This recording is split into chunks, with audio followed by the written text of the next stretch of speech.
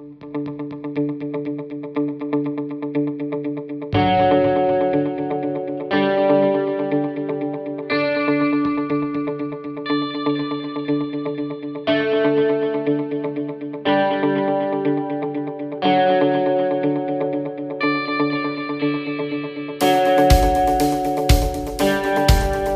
right, so there are four reasons that we chose Tijuana.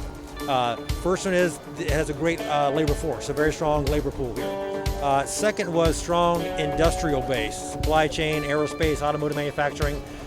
Third, proximity to the U.S., specifically California, because we're California based.